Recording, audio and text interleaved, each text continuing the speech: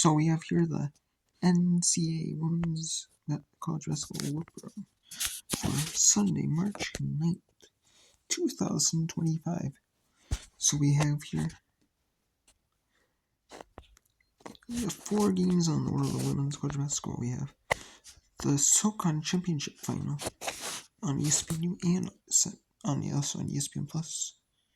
It is between the number 2 and number 1 seeds, Chattanooga 9-5 in the SoCon.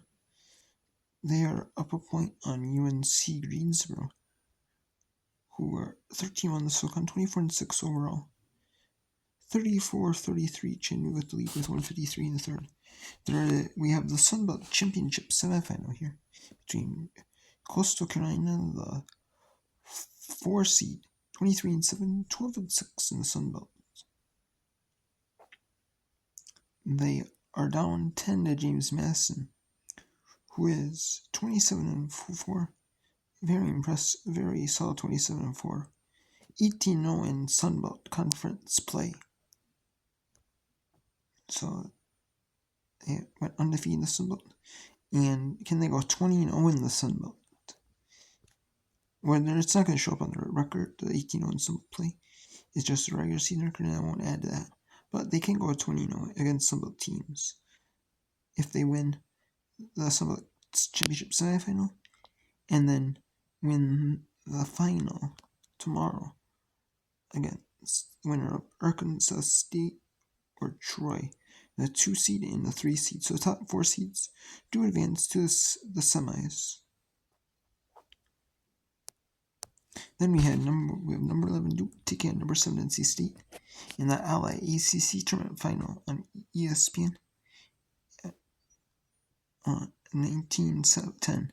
Number 7 NCC or number 11 Duke. After 1, we have Rice in UAB in the American Athletic Conference Championship second round with 9:20 in the second quarter, 15-all early in the second quarter. Then you have the Big Sky Championship second round, the Big East semifinals, West Coast Conference quarterfinals, the SEC tournament finals. You have the Sun League Championship final, the Atlantic 10 Championship final, Big Ten tournament final, and then you have the Phillips 66 Big 12 Championship final, and then the Mountain West first Championship first round, and the Big South Championship final. And yeah, you just have a bunch. You have 23 games on throughout the day. I mean, most of them are in the early, and or some of them are a little spaced out the finals, but yeah, and so we're getting into that kind of slate of games where there's not a ton of games on, so as a lot of the conferences are wrapping up their finals or in the semifinals, and some are going to be wrapping up and some are going to be starting, especially Monday. There's going to be some starting, some wrapping up, so anyways,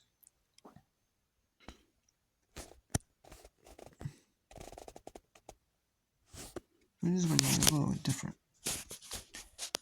you know what I mean? What we have here, there's 30 seconds to win the SoCon Championship game in the third quarter.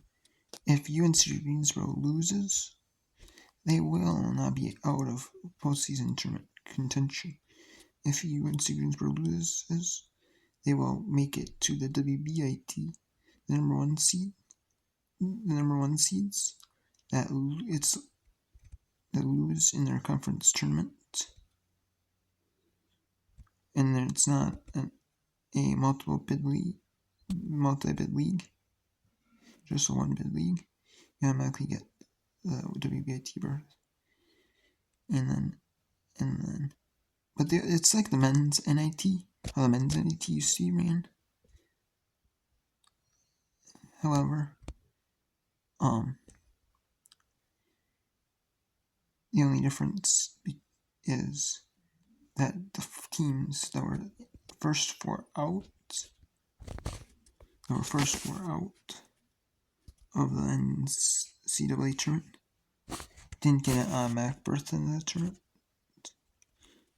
although they were picked as at larges, so it's just so they were pretty much, those teams were pretty much had a spot in there. They just weren't like a automatic spot.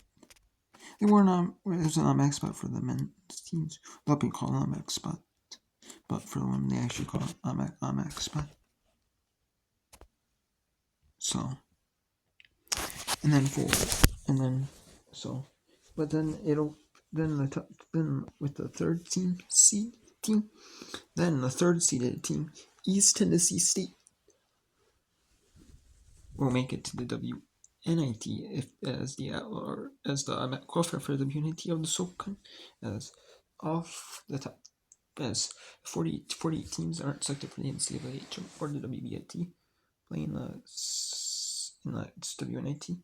That's the 31 top teams from each conference, or one team from 31 conferences.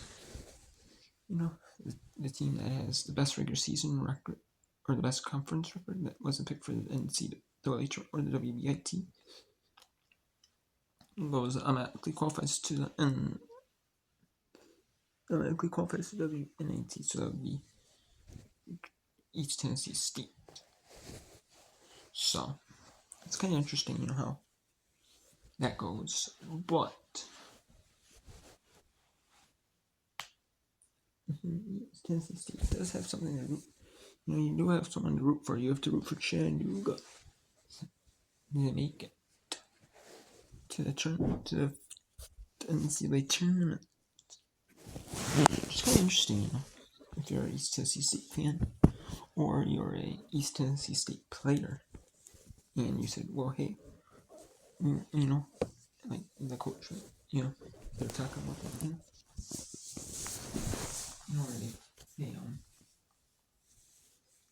their season's not over quite yet, and whatnot. If we can make it to, they might talk with the players and stuff, and be like, yeah, we'll take the spot if we get the spot. If Chattanooga wins the tournament, we'll take the spot, So, that's what will happen, so it's not all over yet. But they're the first tournament team. We may have the first automatic bid in the WBIT. We already have the two. We already have an automatic bid picked for the some of the automatic bids, like for the power conferences or some of these mid-majors, you could have the Metro Athletic of Quinnipiac make it, or you could have teams like the Ivy League. Some of them could, like Harvard, could make it there, and you could have or Princeton, or could you have Penn make the automatic qualifier as in the W19. Some of that could be shaken up, or like the Horizon League would Purdue for only make it to the WBIT,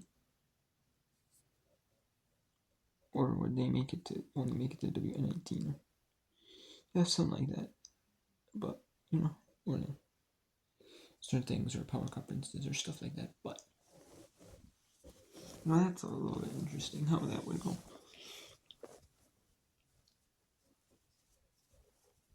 But it would be a little bit interesting, but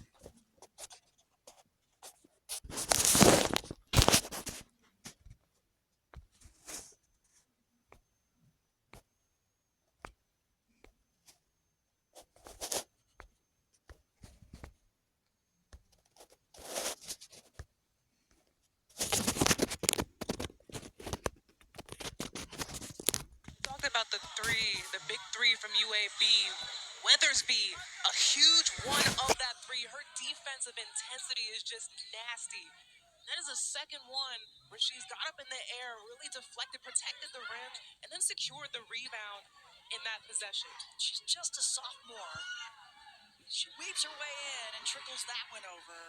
See, and I told you they missed her the first time. Yeah. They need to get every time she has that position to paint, they need to get it to her the way that she can work out with her agility in the post. Ties it back up. She has.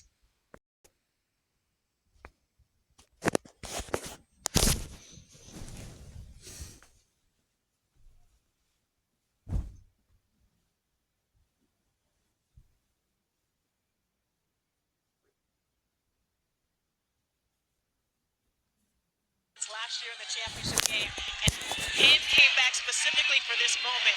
She's going to have to step up when she gets back on the court, and somebody else for this UNC Greensboro team is going to have to step up offensively. Anya was stepping up the last couple of possessions for the Mocs. Couldn't get it there.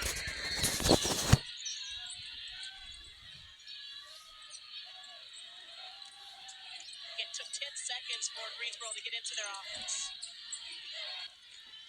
Shot clock winding down is really a theme of the third quarter. Macedonia goes down low, and BA couldn't